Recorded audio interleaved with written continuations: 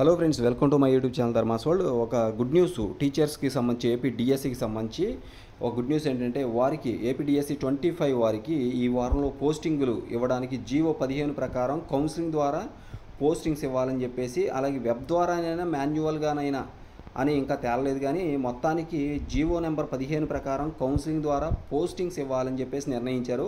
అది web counselling అవుతుందా లేకపోతే మాన్యువల్ కౌన్సిలింగ్ అవుతుందని ఇంకా తేలలేదు. అంతర్జిల్లాల బదిలీలకు ఫైలు డిఈఓల నుండి డిఎస్ఈలకు, అక్కడి నుండి ఎడ్యుకేషన్ డిపార్ట్మెంట్ నుంచి లా ఫైనాన్స్ ద్వారా సీఎంకు వెళ్ళవలసి ఉంది. 1 నెల సమయం పట్టొచ్చు.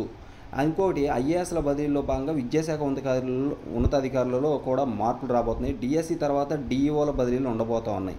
ఇక ఈ ఏడాదికి ఆన్సర్ బుక్లెట్ పద్ధతిలో ఎలాంటి మార్పులు ఉండకపోవచ్చు. FA1 పరీక్షల్లో విద్యార్థులకు జరిగిన అన్యాయం పునరావృతం కాకుండా అంతర్గత పరీక్షలకు DCEBలోంచే క్వశ్చన్ పేపర్స్ ఇవ్వాలి. టెక్స్ట్ బుక్లోని సిలబస్పై మాత్రమే క్వశ్చన్స్ ఉండాలి.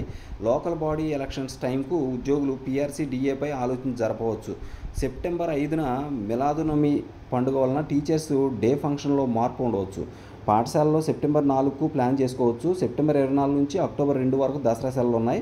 ఇక డిఎస్సి 2025లో SAలుగా సెలెక్ట్ అయిన 44,570 కంటే ఎక్కువ బేసిక్ పే ఉన్న గవర్నమెంట్, జిల్లా పరిషత్తు, అలాగే HGTలకు FR 22A(4) ప్రకారం లేటెస్ట్ జీవో 179 ఇది 29/11/2018 వచ్చింది. రీడ్ విత్ జీవో 45 అండ్ 105 ప్రకారం పే ప్రొటెక్షన్ ఉంటుంది.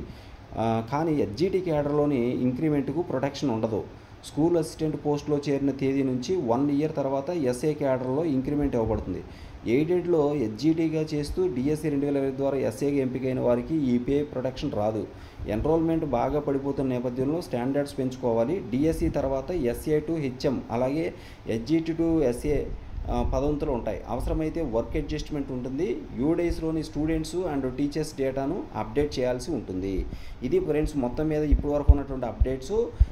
ఇక్కడ మీరు గమనించాల్సిన ముఖ్యమైన విషయం ఏంటంటే డిఎస్సి 2025 వారికి ఈ వారంలోనే పోస్టింగ్లు ఇచ్చే అవకాశాలు ఉన్నాయి. జీవో 15 ప్రకారం కౌన్సిలింగ్ ద్వారా పోస్టింగ్స్ ఇవ్వాలని చెప్పేసి నిర్ణయం తీసుకున్నట్టు తెలుస్తుంది. వెబ్ కౌన్సిలింగ్ లేదా మాన్యువల్ కౌన్సిలింగ్ అని ఇంకా తేలలేదు. Thank you so much for watching. Please share this video and subscribe my channel. Thank you.